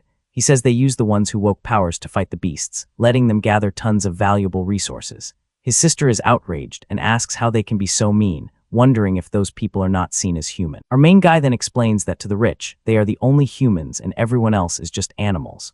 The red-haired sister says to tell everyone about the plan, but our young man cuts her off. He says that even if they tell the truth, nobody will believe them. This leaves the two of them worried, and they ask their brother what they should do now. Our main guy then says they're going to take down the Liu family's men and stop the beast wave. He then calls his 2 sisters closer to him to explain the plan. The 2 girls lean in to hear what he has to say. Whispering, he tells them his plan and they listen with full attention. The boy asks if they got everything and the 2 of them nod yes, but they are still worried, asking if they can really beat such a strong enemy. The main guy says they have 3 weeks to get ready since the plan starts at the end of the month. He holds up his baby bottle and says they need to power up, but his sister is totally confused about how. At that moment, our young hero and his white-haired sister share a knowing look. Without waiting, he puts the baby bottle in the other sister's mouth, who is taken by surprise. She drinks the milk and is shocked to feel her power going way up without even training. Our main guy then runs off, saying he is going to get a bite to eat too. While they finish the milk, the main guy's mother is sitting quietly when she is suddenly interrupted by her son. She then complains that his hunger just keeps growing, calling him a little troublemaker for never being happy. 3 weeks later, our main guy wonders if he has hit his limit while looking at a system screen. The system tells him about a new skill, and he wonders if he can be born into a host. He thinks if he can get back to his current state without having to, spend another 9 months in the belly. Also, our young man knows he can use his new skill as a hit method. Picture shows how his new move can be used to directly hit his enemies. Just then, his sisters burst through the door excited, saying that everything is all set. Gathered in the room, the 3 siblings start to talk about their plan to stop the coming enemies. In another scene, the white-haired sister whispers that she has already dug up everything on the man named Joe Chun. She shows he is a god-waking master and one of the top finishers from his school class. Then another maid tells them to keep it down, warning them about the danger that man is.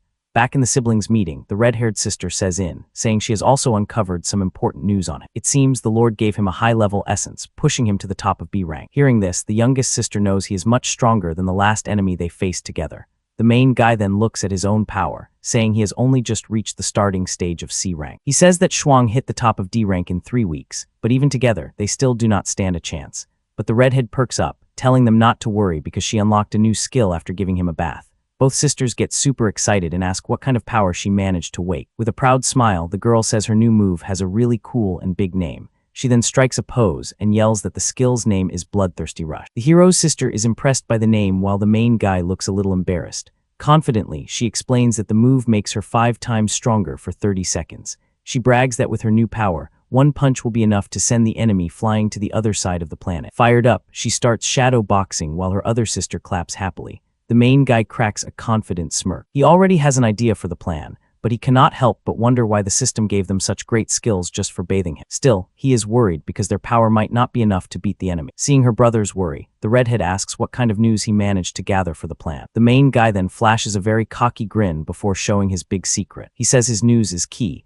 and that he found the enemy will be active in the city at 1 in the morning. We then see that the main guy heard the man with the cut telling his grandfather that everything is ready for his 1 a.m. hit. Upon hearing this, the red-haired sister is totally shocked by the news. She starts to panic, saying that is exactly where her god-waking group's base is. She then yells that the boss is in danger and runs to warn the others about the hit. But our young hero stops her, grabbing her arm and using a bit of his lightning power to hold her back. He then tells her not to be so fast as they still have time to act and save everyone.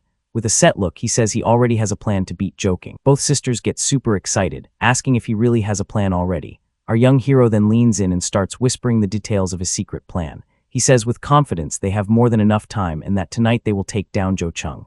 Both sisters nod in agreement, ready for the job. Night falls over the city and a full moon lights up the scene for the job that is about to begin. The clock on the wall hits midnight, showing the time for the surprise hit is getting close. Dressed in black gear and masks, the three siblings get ready to start the job. Our trio of heroes then jumps from a roof, starting their nighttime sneak in. They fly through the night sky with the full moon in the back. Going down toward a building, one of them says they found a sign and that the target is there. The white-haired sister thanks her friends from the pomegranate group for saving them some time. Looking down, they see the building where a light is shining, showing the enemy's spot. Moving along the side of the building, the trio quietly gets close to their target. They then duck behind a wall and watch the enemy from far away. On the roof, the man holds a staff that glows with a red energy. One of the sisters gets ready to hit, but the main guy stops her, telling her to be calm and patient. The bad guy then starts to focus a huge amount of power into his staff. As he does, red lightning crackles from the weapon as he gets ready to let out all its energy. Seeing the perfect chance, the main guy yells for his sisters to hit now. With that, the redhead punches the ground, tearing out a huge piece of concrete from the floor. She throws the slab with all her strength toward their enemy. The man easily gets away from the hit, but the rock still scrapes his face. The hit of the blow leaves him stunned for a short moment. Furious about surprise hit, he shouts, asking who dares to hit. He glares at the hole the thing left in the wall behind him. At that moment, the other sister uses the mess to grab the enemy's staff. Knowing what happened, the bad guy whips around furious and gets ready to hit the girl.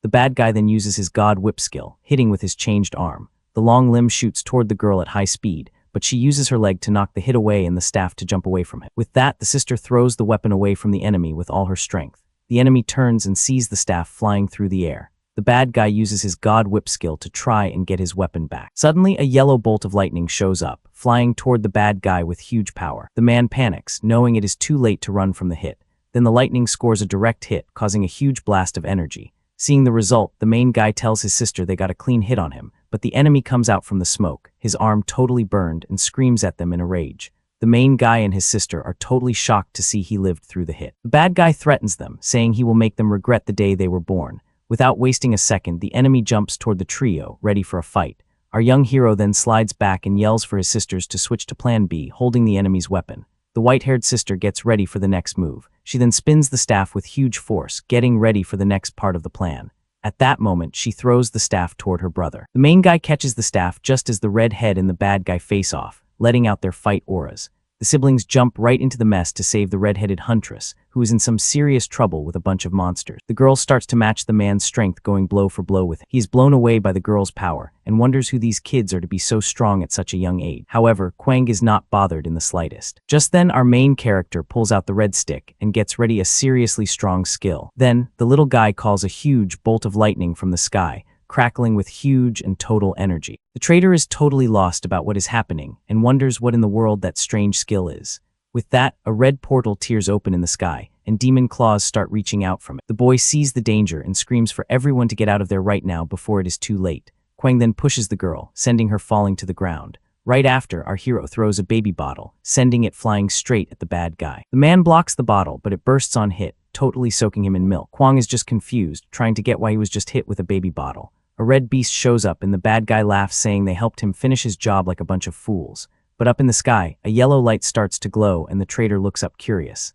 Suddenly, a beam of golden energy flies by and hits the beast that had just bitten, but he easily shakes the beast off. Kwang says that since they helped him finish his job, he will be on his way. Just then, the man knows he has walked right into a trap as blue energy arrows start flying toward him. A pack of red wolves also runs in his direction. The trader then scoffs, asking if they really think this is enough to stop it. With that, the wolves jump on him while he is busy dodging the energy arrows. Our main character just stands there watching as the bad guy gets close for a direct hit. Two girls look very worried. Kong runs forward at high speed to hit our boy with the wolves right behind him over our boy. The enemy laughs and says the kid cannot trick him with such a weak trick. Kong had led the pack right toward our boy. The girls scream in fear for their brother, who is about to be hurt by the animals, but our hero shouts for them not to come any closer and to stay away from the fight. The bad guy is curious when he hears the boy's voice, wondering where he has heard it before. At that, he turns to look at the little guy trying to place that known voice. The traitor is totally shocked when he finally knows the main character's voice, And just like that, the wolves ignore the boy and jump straight for Kwang. Kwang screams asking why the wolves are only chasing him and not the kid too. Kwang then calls a purple energy shield to defend himself and fight back against the wolves. The wolves hit and he defends himself. However, there are just too many of them and things get more and more messy until the monsters finally took him down. The small main character pulls his stick from the ground. The red lightning in the sky disappears and on the ground all that is left are the remains of Kong for the wolves to clean up. The sisters run over worried, calling out to our boy who is completely tired out. At that moment, the pack of red wolves turns its look to our boy. The two girls right away jump in front of the little guy to protect. They tell their brother to leave the rest to them. The sister in red shouts excitedly, calling out for the vice boss who has just come to help. From above, a woman with purple hair comes down with her team, ready for combat. Our boy says with relief that the job is done and they can finally go home. The next day at a fancy big house, someone is screaming their head off. Grandpa is on his feet mad while another man is kneeling. The servant is in tears, begging our boy's grandpa for forgiveness, saying they failed in their jobs. The boss yells that Joe ruined everything at a key moment, making him even more furious. The butler asks the master to calm down, saying he will look into everything and give a reason. With a shaking hand, the older man seems to relax a bit, but he is still incredibly ticked off. The master says the Liu family will pay back his son's fall and that he will not forgive the traitor. The servant thanks the boss and promises he will do everything to find out who is behind the hit. Just then, a woman opens the door and calls for the butler, who is still kneeling on the floor. Our boy's mother complains that the baby is hungrier than before and that she had plans to go shopping. Grandpa laughs and says it is normal for him to eat more since he is a growing boy. He keeps saying the little boy is the hope for both families' futures. Grandpa then says that a few families have asked to set up a marriage for the child.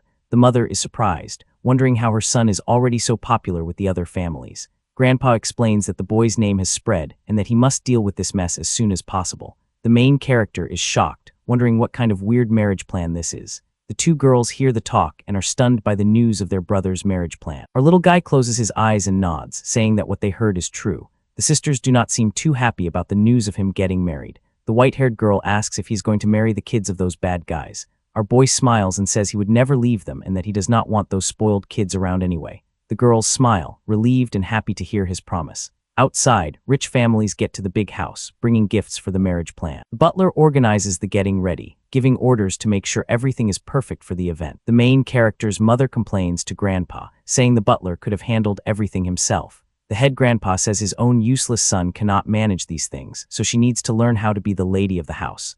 At that moment, a maid hurries down the hall toward the butler. The young woman gets close to the servant and whispers in his ear. The butler rushes over to his grandpa, who is seated. The servant then leans in and whispers in the boss's ear about what he just found out. Grandpa's face turns serious and thoughtful. He then stands up and invites his son's wife to come in and join the marriage meeting. The woman walks in holding our boy in her arm. The butler says that a sealed letter from the second young master has come straight from the royal cap. With a serious look on his face, the main guy's grandfather takes the letter. He then hands the letter to our hero's mom, who is holding him in her lap.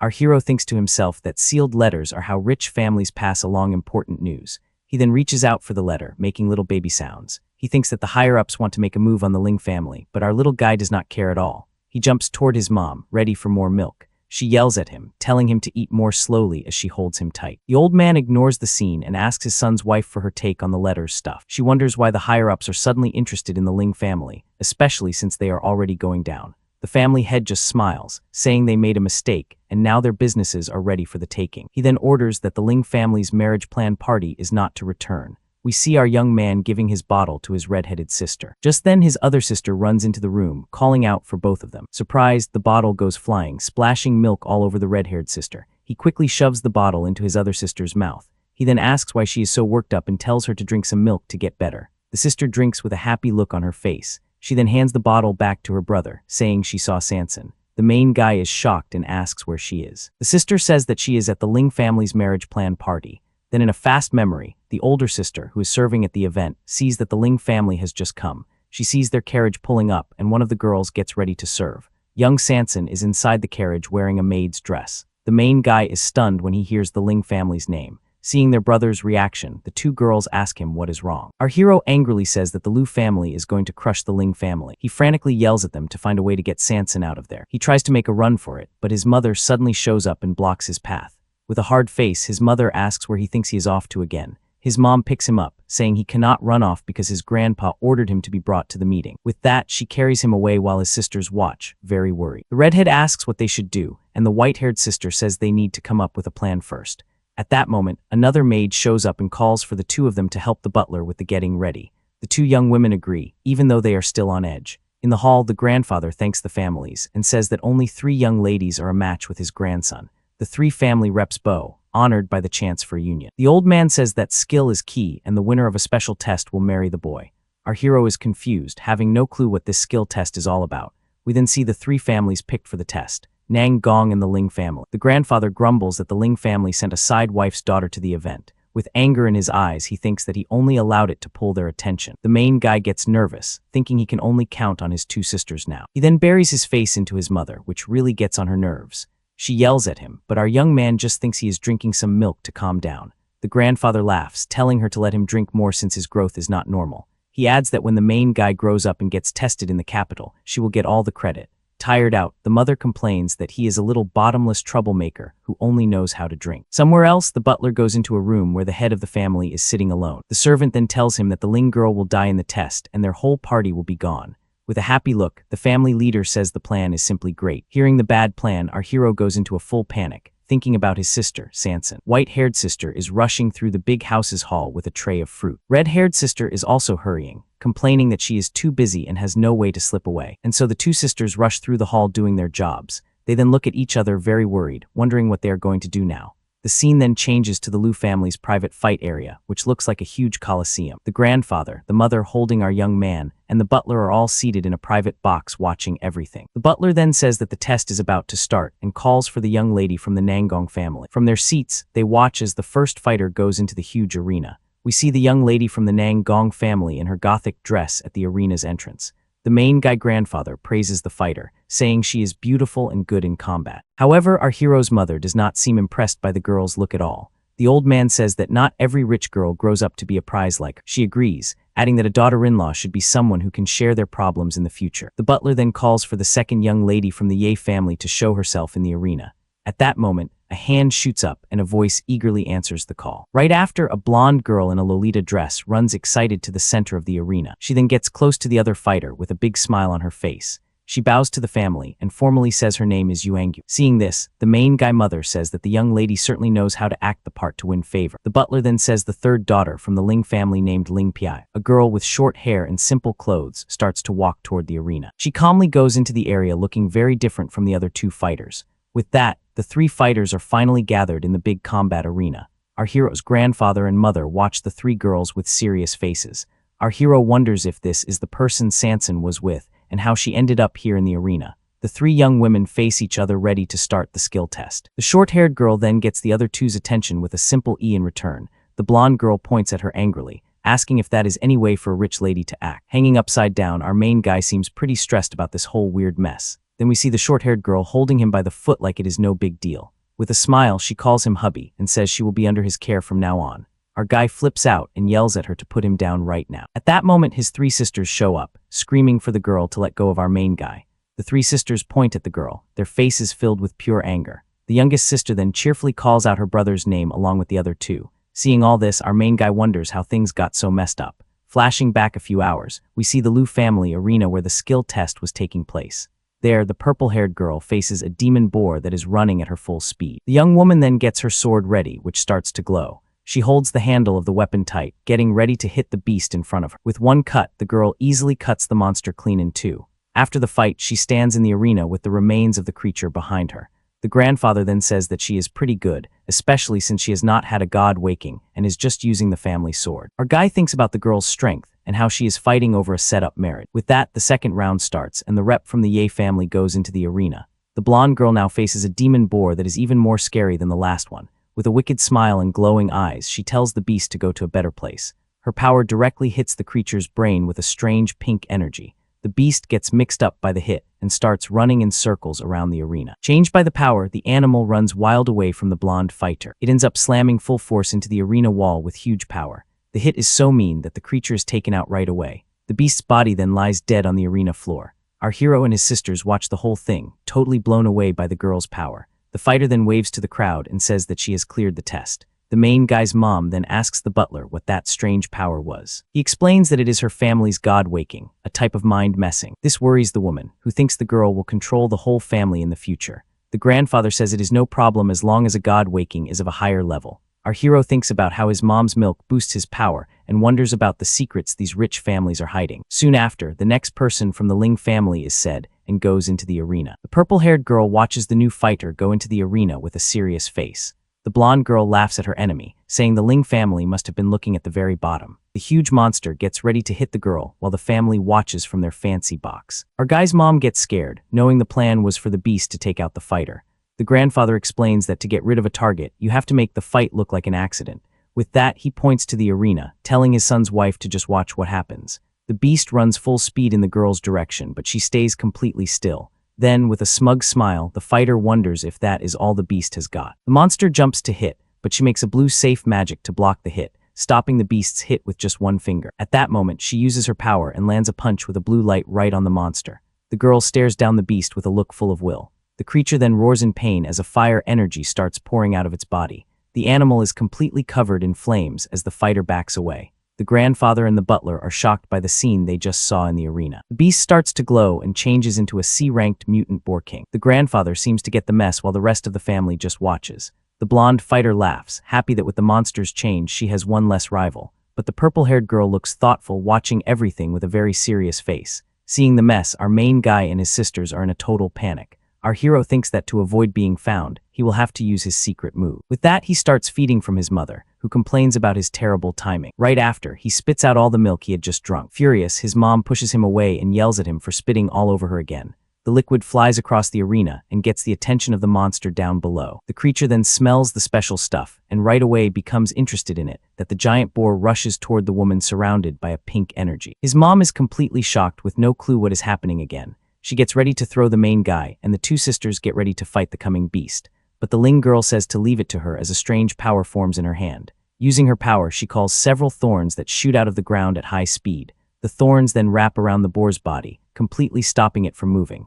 The grandfather and the butler watch it all with surprised faces. The mom is also stunned and wonders what kind of wood-based god waking that is. The grandfather says that it is interesting but still not as good as his grandson's, though he says the girl's power is okay. The young fighter then looks at her hand now covered in red thorns and wonders what this power is called. The purple-haired girl also seems surprised to see her enemy's skill.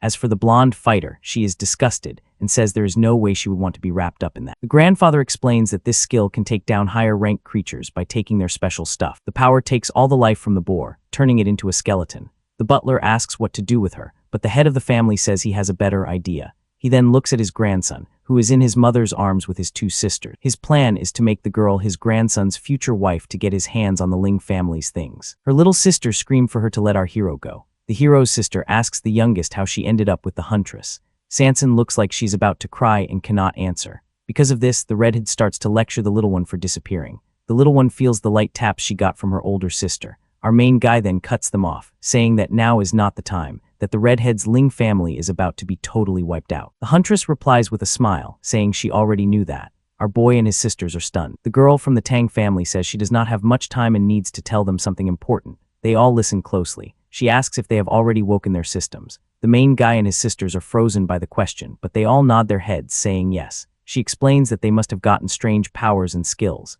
His future wife smiles and asks if they really believe in miracles. In a cute way, they all shake their heads no. The future wife hugs little Sanson and says that every miracle comes with a terrible price. The three siblings are in shock. Little Sanson snuggles into the huntress's lap. Our main character then asks what she means. The young woman shows that the little girl lost her dear brother and sisters and was left all alone. In a flash, little Sanson sees her sisters being taken away. All alone, she finds that her god waking was the power to steal skill. With this, she could steal the god waking and skills of other people. And so in this crazy world, she became a bad guy feared by everyone. But in the end, she found a way to go back to the past, giving up all her power, just to return and save the people she loved most. Main guy is shocked and asks if little Sanson was really reborn. The small girl just nods shyly. The huntress laughs and says the little girl is a mean demon. Sanson, in her past life as a strong bad guy, was feared by all. The young wife says that the system screen is a mind picture from Sanson. The three siblings look at their system screens trying to get it. She keeps explaining that every time they use the system, it takes Sanson's power.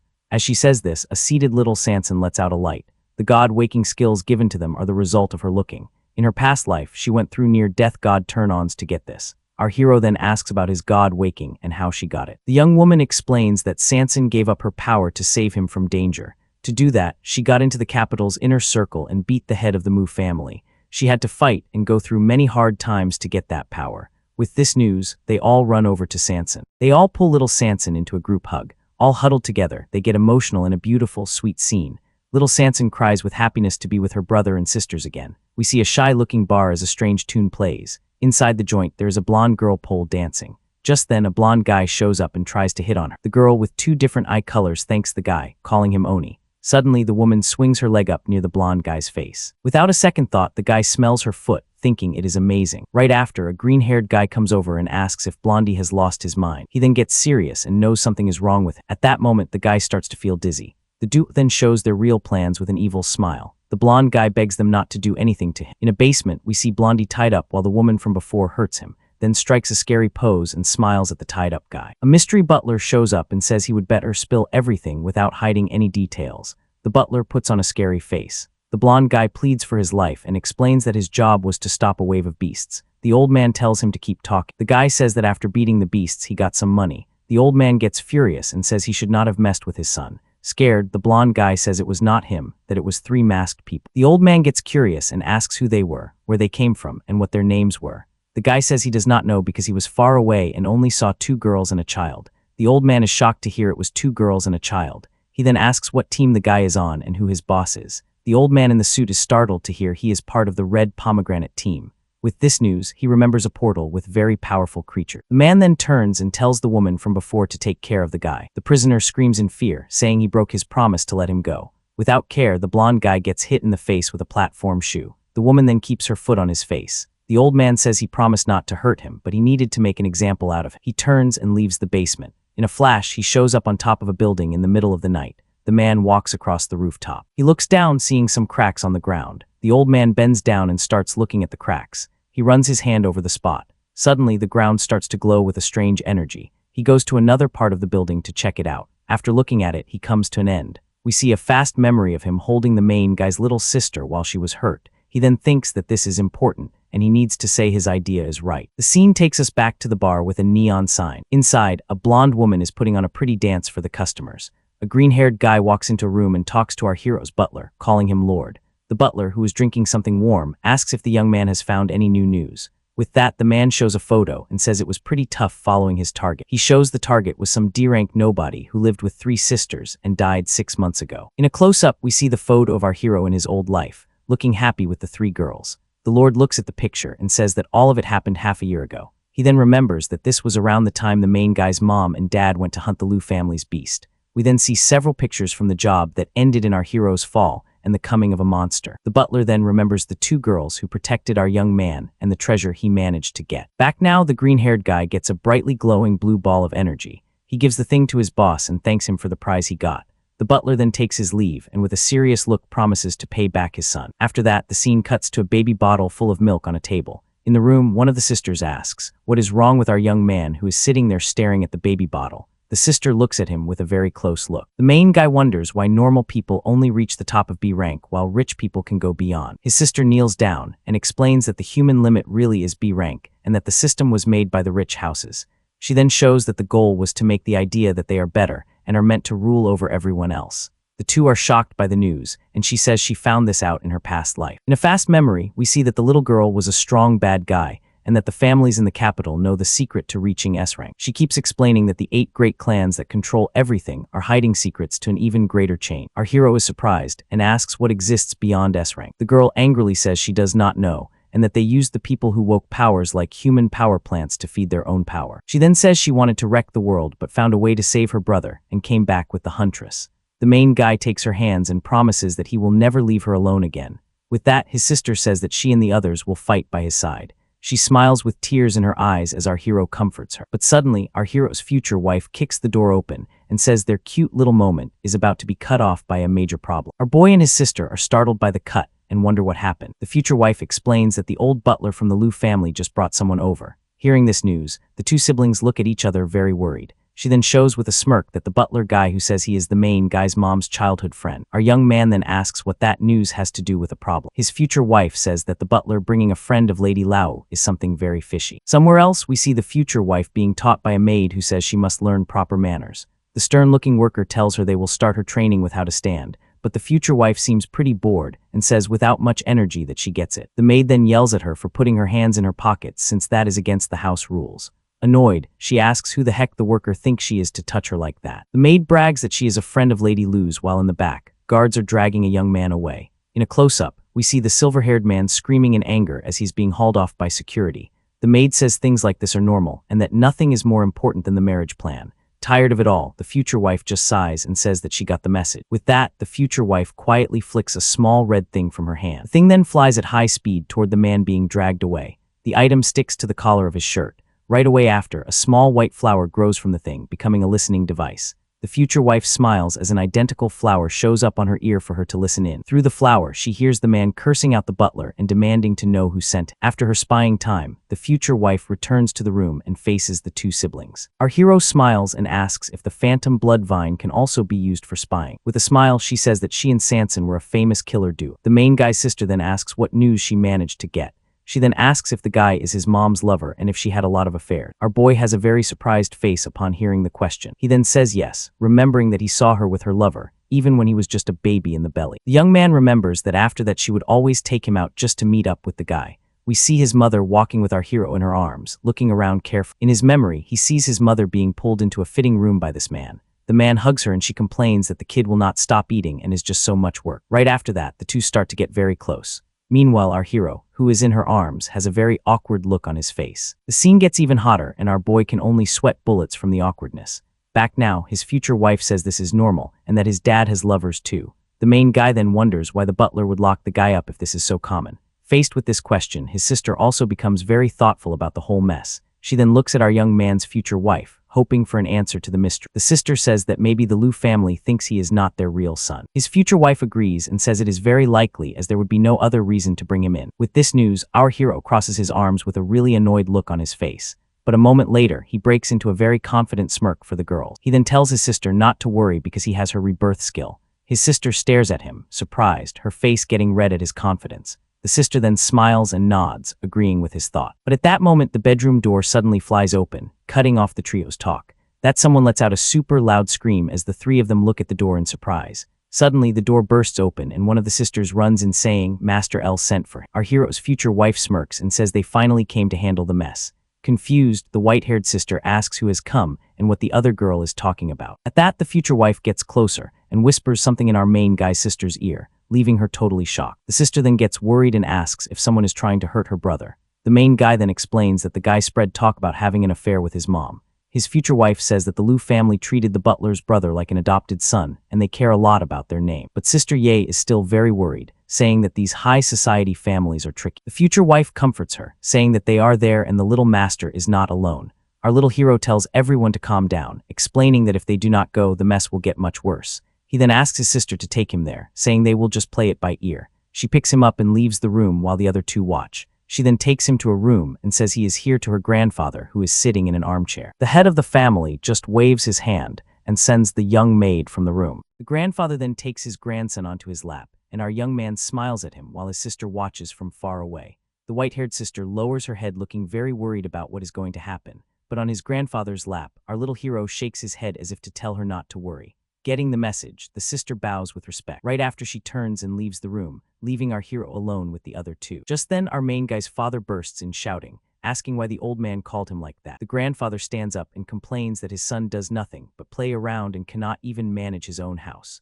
His father defends himself, saying he was just doing the friend-making the old man was always asking for. In another room, our main guy's mom's lover is getting a serious beating from someone missed. Soon, the grandfather gets to a basement with his son, and the little main guy where the butler waits for them. As they get closer, they see the mom's lover all tied up and hurt.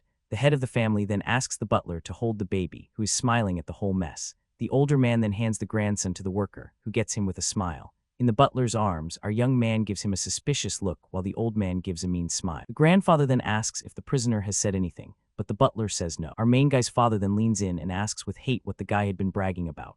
The grandfather then shows that the guy was bragging about having an affair with his son's wife right under his nose. Furious, the main guy's father yells that he's going to deal with that woman because his name with his friends is on the line. But the grandfather cuts him off, saying they worked too hard to get that set up marriage. Still, the man tries to jump forward, but the head of the family stops him from doing something dumb. With that, the grandfather orders a DNA test between the prisoner and his grandson to clear this up once and for all. The butler then picks up the little master, who smiles because everything is going as planned. He then places the boy on a table and tells him not to be afraid, as it will all be over soon. With a small tool, the butler pokes our young man's finger to take a blood sample. He then turns to the prisoner and says that since they are not related, he could act without holding back. The butler shows that his son's death will be paid for with the lives of his brother and sisters, and our main guy is shocked. The old man's face gets dark, his eyes turn red, and the little one finally gets it was him. Our hero panics at the news, breaking out in a cold sweat as he knows the terrible truth. The butler then turns with a cold, smart look to keep going with his plan. Our young hero wonders why the butler is so sure when the test is not going to work. Just then, the machine starts beeping, and the old man says with a smile that the results are finally in. Our main guy, sweating bullets, nervously waits for the result of the DNA test. The main guy's father asks what the result was while the butler reads the paper. Meanwhile, the grandfather watches everything with a serious face, and the boy gets tense. With a smile, the butler says good job to the master and says the test result is no. Scared, the prisoner yells that it was not him and pleads for his life, begging them to let him go. As for our young man's father, he just scoffs, not really caring about the prisoner's mess. The butler then asks what to do with him so as not to hurt the family's name. The head of the family stares at the prisoner with a cold look, but the boy's father points and says that now he wants to test his own son just to be sure. Our hero then panics, not knowing what to do in this mess. The butler then gets close and takes a blood sample from the boy's father. Right after, he gets close to the little master with the blood sample in his hand. Our hero starts crying, pretending to be scared of the needle. This gets the butler mixed up, and a drop of sweat runs down his face. The grandfather then holds his grandson's hand and tells him to take the small bottle of blood. On his grandfather's lap, the little hero squeezes his hand and wonders what he can do now. In his thoughts, his future wife tells him to stay calm so he does not give himself away. With that, he decides to take the chance and opens his hand for the butler to take his blood. The butler then takes the blood from our main guy who is in his grandfather's arms. The old man places both samples in the machine to start the test. The machine then beeps and starts to print out the DNA test result. Nervous, the main guy's father asks the butler for the result.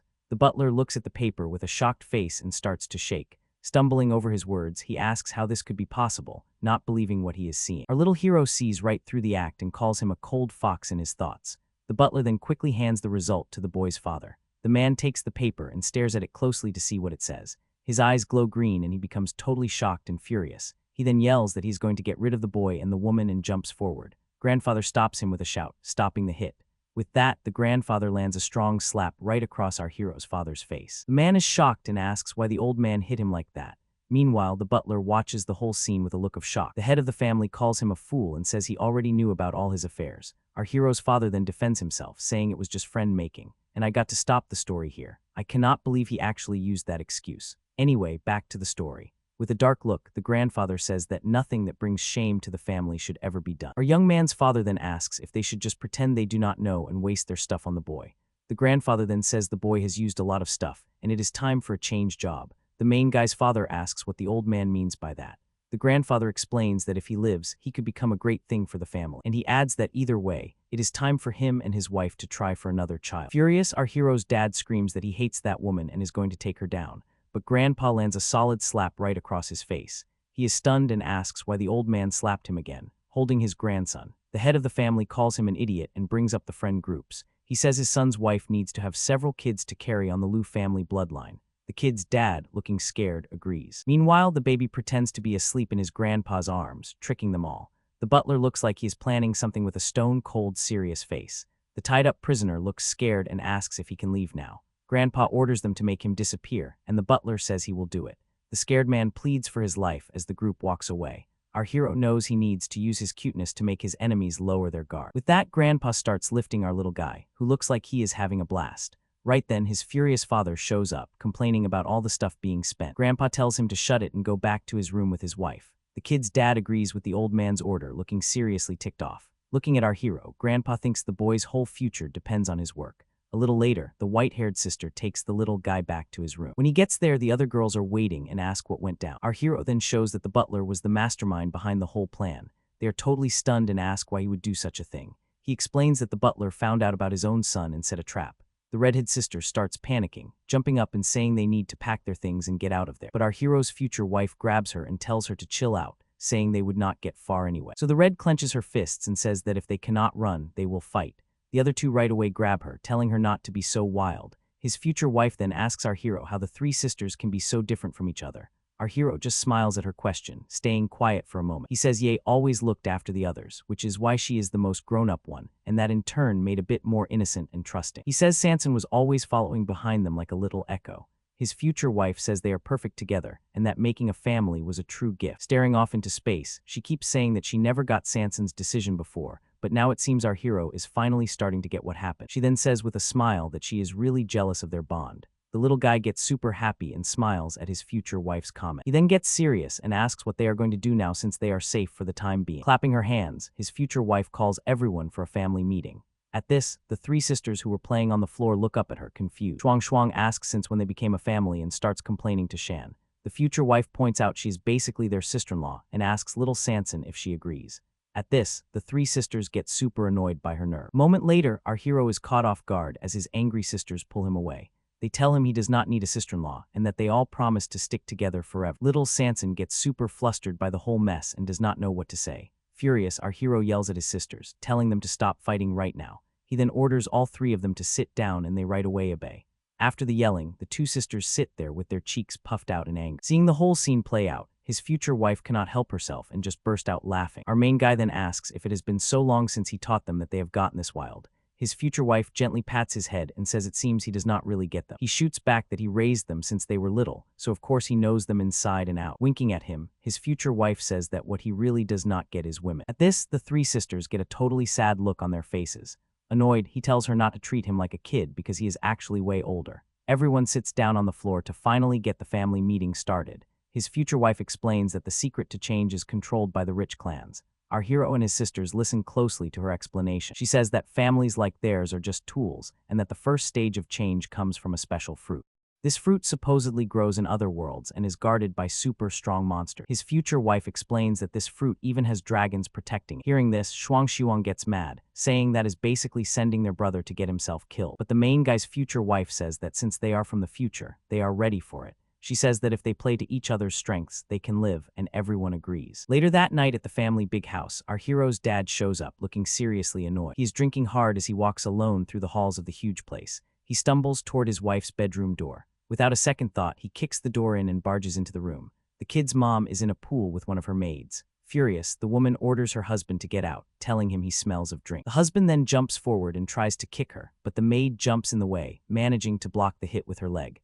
The force of the hit knocks the maid into the pool water. Our hero's mom screams at her husband, asking what the heck he thinks he is doing. He then grabs her hard, calling her a little troublemaker, right to her face. Remembering his grandfather's dark face, he recalls the words, "Nothing should be done to bring shame upon the family." He remembers his grandfather telling him that no matter what, it was time for him to have another child with his wife. The husband pulls her clothes and says it has been a while since she has taken care of. He forcefully grabs the towel wrapped around his wife. He then yanks the cloth away, leaving her completely open in the pool. Furious, the woman screams at her husband, asking what he is doing. Tearing off his shirt, he says they are going to make more babies for the good of both their families. The two of them start to get busy in the pool. Her feet curl in the water as the two keep their private moment. The red-haired girl says the test is dangerous, so they need to be seriously ready for what is coming. Hearing this, our hero says they will split up and he will go get the amazing milk that will work as a healing potion. Meanwhile, the black-haired maid explains that she will head out and buy some gear for their coming job. Our boy then asks his sisters to keep an eye on the big house's butler. The two maids agree to the plan, saying they will keep tabs on the guy so he does not get in their way. Yen gets ready for his part of the plan, tying a milk storage bottle to his body. He then walks up to his mother's bedroom door and starts making some baby noises to get her attention. From inside, his dad yells at the woman, complaining that she fights the baby for milk every single day. Our main guy finds it super weird that his dad still follows the old man's orders after everything that has happened. But the boy with 6 fingers decides there is no time to waste, so he needs to grab some milk right now. Using his electric powers, he goes through the door at an incredible speed, like a yellow lightning bolt. Iken then dives right for his mom. His mom is totally surprised and asks what the heck they are both doing since she has sprung a leak. Shuan, the father, glares furiously while our boy's face is covered in the milk he just grabbed. In a fast memory, the grandfather yells at his son for wasting the family's stuff on nothing but parties. The boy's father looks pretty ticked off. After the yelling he got from his grandfather about his parties and spending, even though he is mad, he leans in and starts drinking the breast milk too. At this, their mother screams that they are both nuts and that their fighting is driving her completely crazy. Meanwhile, the girls are walking through town to buy gear for the job. When they get to a shop, a huge guy tells them to get lost, saying it is no place for brats. The black-haired maid agrees with her friend, adding that guys like him always look down on others. The shopkeeper gets furious at their comment and raises his fist, ready to swing at the two girls without a second thought. But before he can do anything, a bag of coins flies out of nowhere and hits the big guy right in the face. The hit from the bag makes his nose start bleeding, and he gets super ticked off. The man then looks down at the counter and sees the bag with several shiny gold coins scattered all over it. Seeing the money, his attitude does a complete 180, and he awkwardly says sorry for the whole mess he caused. The girl smiles confidently and tells him to bring out the good stuff because they do not want any of the junk in his shop. Back at the big house, the maids pretend to clean the floor while keeping an eye on the butler walking down the hall. They follow the man from far away watching. The two then get closer and stand in front of the closed door, unsure of what to do next. Carefully, they both press their ears against the door to listen to what is happening on the other side. Inside, the grandfather is in the middle of a magic circle, opening a huge fiery portal with his energy. The grandfather says that his grandson's gift is amazing and that he must go through a test to beat his limits. Ye then knows they want to get rid of everyone else to make way for the family's new heir. With a confident smile, the red-haired girl says she will take great care of our boy during this trip. With that, the group of kids walks toward the big red portal to start the dangerous test. From far away, the grandfather and the butler watch them. At that moment, the butler flashes a mean dark smile, showing he has a secret plan of his own behind all this.